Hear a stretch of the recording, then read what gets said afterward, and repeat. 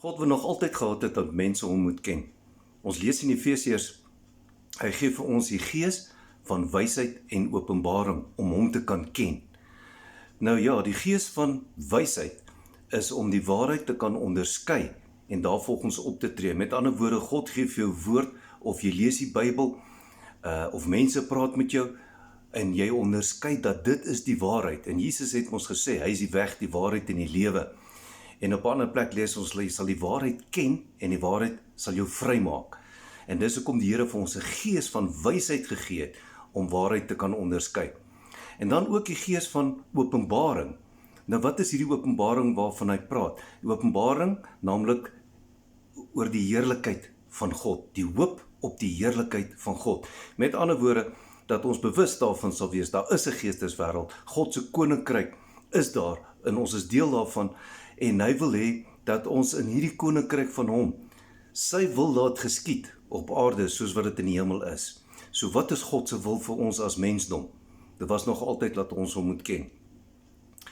En dan lees ons ook verder, sê Paulus in Efesiërs 1, dan gaan kwalifiseer hy dit. Hy sê dit is die hoop in die heel eerste plek, die openbaring is die hoop, dat ons sal weet, daar is 'n geesteswêreld en God leer ken.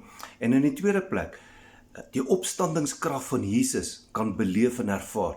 Nou ons lees in Efesiërs 1, die einde daarvan, dan sê hy, die Heilige Gees het Jesus uit die dood uit opgewek, en in die Heilige Gees het daar 4 kragte gewerk. Dunamis, energia, isos en kratos. Dunamis is die inwonende krag van God wat binne in ons woon, omdat ons kinders van God is.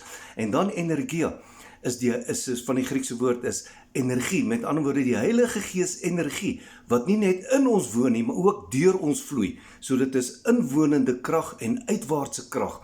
En dit is deel van die Heilige Gees, dis hoe die wonders en tekens se kom uit.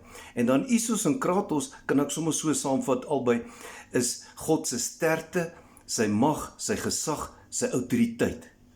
En dan sê die Bybel vir ons, dieselfde Gees, wat daai 4 kragtige openbaar het deur Jesus op te wek uit die dood, woon in elkeen van ons. So, die Here wil hê, ons moet hom leer ken in die krag van Jesus se opstanding, en daarvolgens lewe. Met ander woorde, ons is geesmens, en ons kan dinge geestelik onderskei, en ons kan God se woord uitspreek en verklaar, sodat die koninkryk van God kom. Dit is wat God wil hê, dis God se wil vir jou lewe, om hom elke dag net meer en beter te leer ken.